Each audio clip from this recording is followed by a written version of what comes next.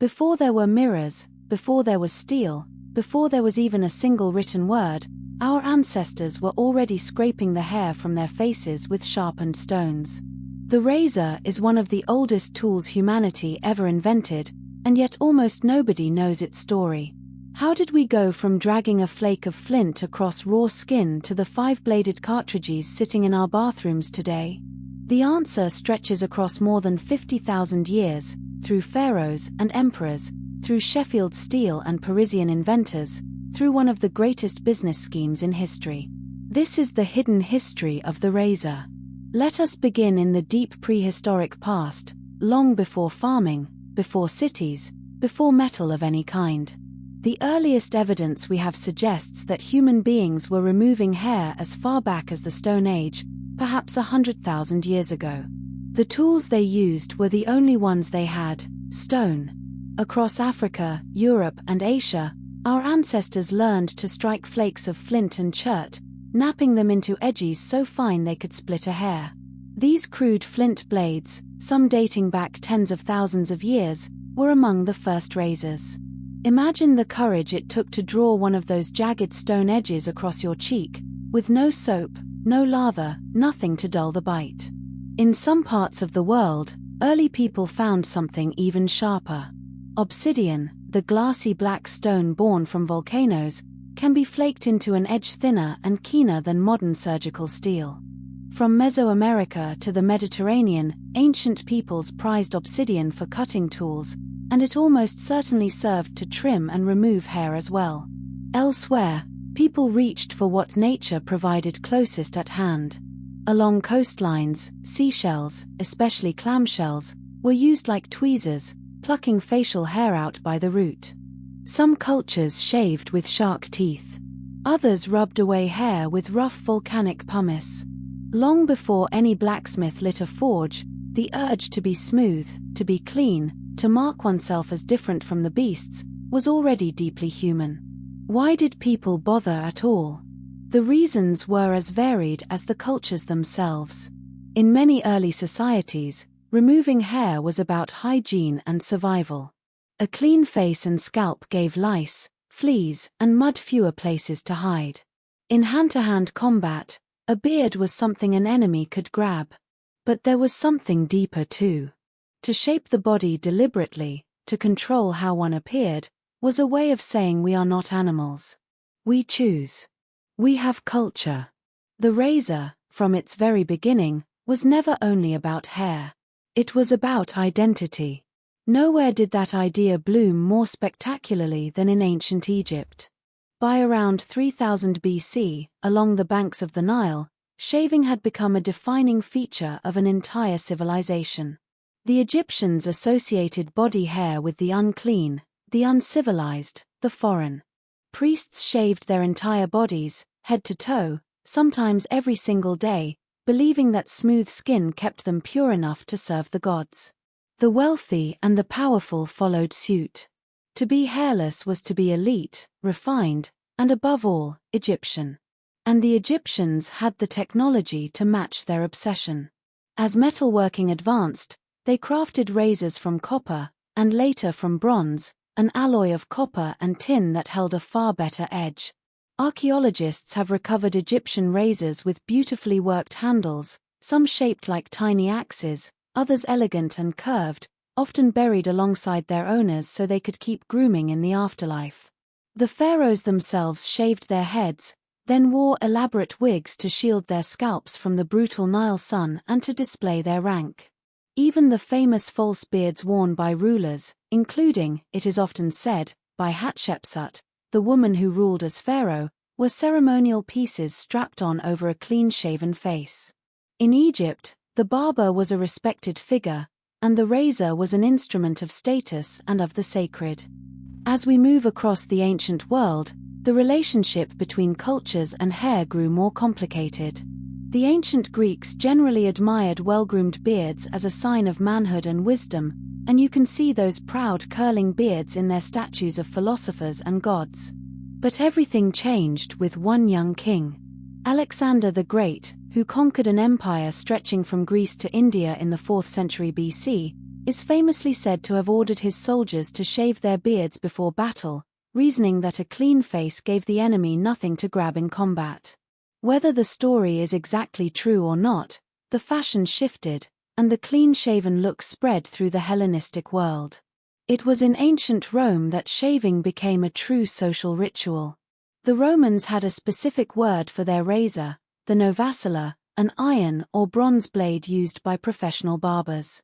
By the 3rd century BC, shaving had taken Rome by storm, and a young man's first shave, the depositio barbi, became a coming-of-age ceremony, often celebrated with gifts and offerings to the gods. The barber shop, the tunzer's shop, became the beating social heart of the city.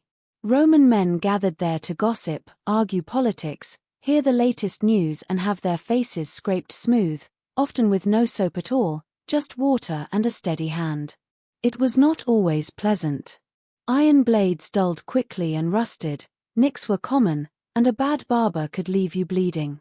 Wealthy Romans kept their own enslaved barbers and razors at home. Emperors set the trends with their faces, and when the bearded Emperor Hadrian came to power in the 2nd century AD, partly to hide facial scars, beards quietly came back into fashion across the empire. After Rome fell, the razor's story scattered across the medieval world. Through the Middle Ages, beards rose and fell with kings, with the church, and with the shifting tides of fashion across Europe. At times, clergy were ordered to remain clean-shaven to set themselves apart from laymen, while warriors and noble lords wore proud beards as a mark of strength and freedom. In England, kings such as Henry VIII grew famous for their full beards, and at one point a tax was even rumored to have been placed on facial hair. Meanwhile, in regions like the Far East, India, the Middle East and among many indigenous peoples of the Americas, attitudes to shaving and beards followed entirely different paths, shaped by religion, climate, and custom. Barbers in this era took on a startling second job. The barber surgeon not only cut hair and shaved faces but also pulled teeth, lanced boils, set bones, and let blood from patients with their sharp blades. That is the true origin of the red and white striped barber pole still seen today, the red standing for blood and the white for the bandage. For centuries, the man with the razor was as likely to bleed you as to shave you. The next great leap forward came not in the design of the blade, but in the metal itself. For most of history, razors were made of iron or bronze, metals that struggled to hold a fine, lasting edge. But as steel making improved in Europe, a sharper future arrived. By the 17th and 18th centuries, the open-bladed razor we now call the straight razor, or the cutthroat razor, had taken its classic form. A single long blade of hardened steel that folded neatly into a handle of bone, horn, or wood. And one place above all became legendary for making them. Sheffield, in the north of England, became the world capital of fine cutlery and razors. Sheffield steel earned a reputation for keenness and quality that lasted for generations, and a Sheffield razor was a prized possession, often handed down from father to son. Yet the straight razor demanded real skill. It had to be stropped on leather to keep its edge, honed on a stone, and handled with steady nerves, because a single slip across the throat could be deadly. This was the era of the professional barber's golden age, the man who could give you a flawless shave with a blade you would never trust in your own shaking morning hands. Shaving was, for many men, something done by someone else. The first attempt to make shaving safer for ordinary people came from France. Around the year 1762, a French cutler named Jean-Jacques Perret had a clever idea. He took a straight razor and fitted a wooden guard along the edge, a sleeve that left only a small amount of blade exposed, much like a carpenter's plane that exposes only a sliver of its iron. His guarded razor was designed so that an untrained man could shave himself at home without slicing his face open. Perret even wrote a book on the art of shaving, and his guarded design is often celebrated as the ancestor of the modern safety razor. The seed of an idea had been planted, a razor that protected the user from the blade. That idea grew slowly through the 19th century. In the 1880s, the Camphor brothers in the United States patented an early safety razor with a guard, and these tools began to appear in shops. But they all shared one expensive frustration. The blade still had to be sharpened again and again, stropped and honed, a tedious chore that kept most men loyal to their barber. What the world needed was something nobody had yet imagined, a blade so cheap you could simply throw it away. The man who imagined it was a traveling salesman named King Camp Gillette. According to the story he loved to tell, Gillette's mentor advised him to invent something that people would use, throw away, and then buy again and again.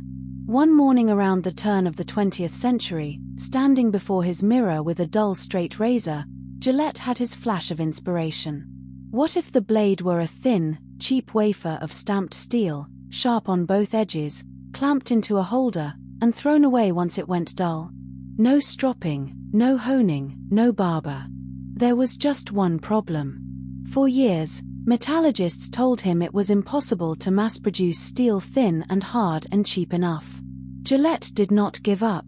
He found his answer in an MIT-trained engineer named William Nickerson, whose machining genius finally cracked the problem of manufacturing those wafer-thin blades at scale.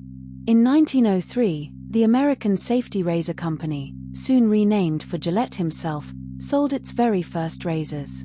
That first year, the numbers were almost laughable. They sold around 51 razors and a few hundred blades. But the very next year, sales exploded into the tens of thousands, and then into the millions. The disposable safety razor blade had arrived, and it would change the bathroom forever. Gillette's true genius, though, was not only the blade. It was the business model.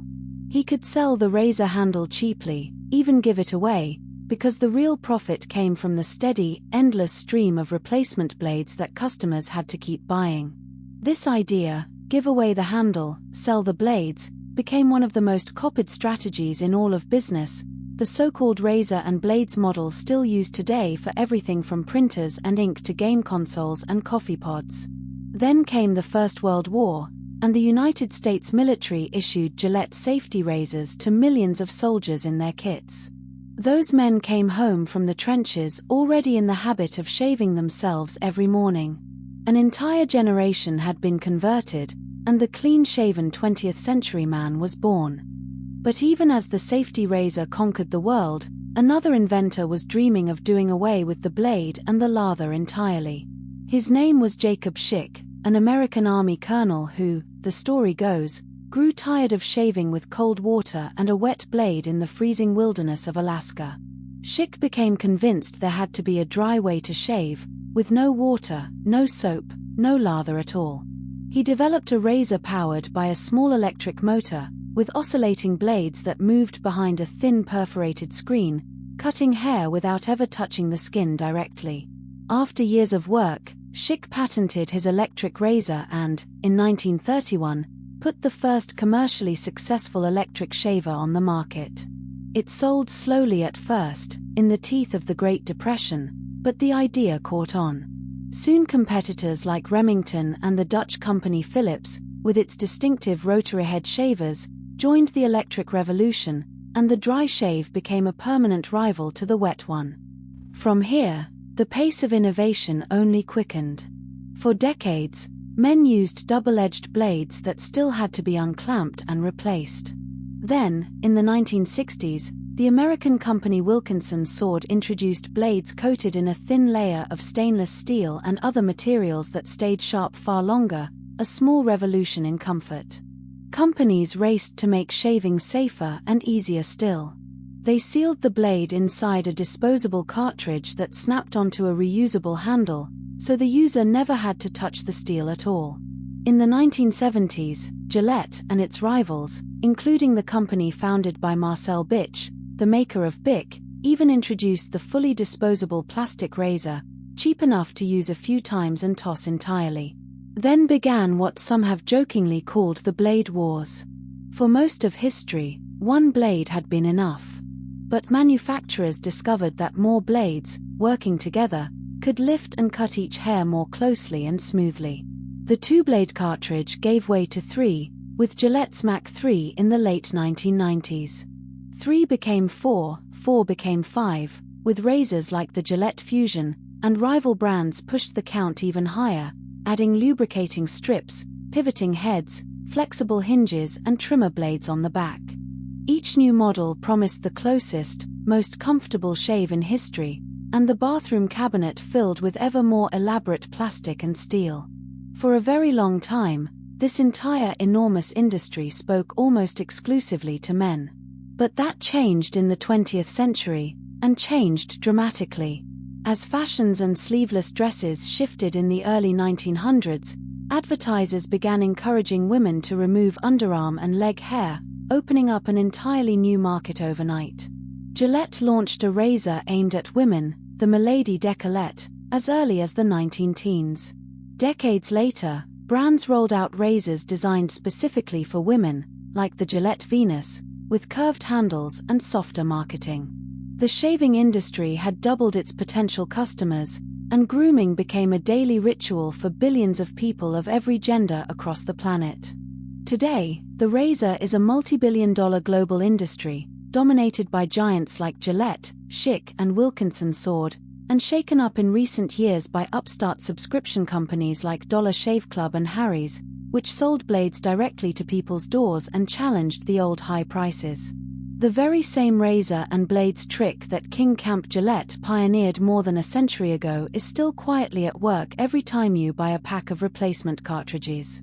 And alongside the wet blades, electric shavers have grown ever more sophisticated, with self-cleaning stations, precision trimmers, and rechargeable batteries.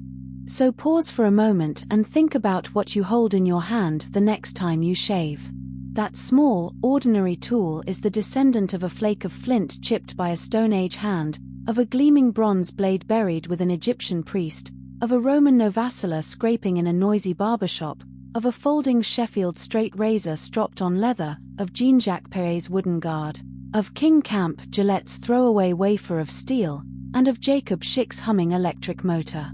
Tens of thousands of years of human ingenuity, vanity, ritual and invention, all distilled into one of the most familiar objects on Earth. The razor reminds us of something easy to forget, that the grandest history is often hidden inside the smallest things. The tools we use without a second thought carry the fingerprints of every generation that came before us, each one reaching for the same simple, ancient desire, to shape ourselves and to face the world on our own terms. Thank you for spending this time with us, exploring the long and surprising journey of the razor. If you enjoyed uncovering the story sleeping inside this everyday object, stay a little longer.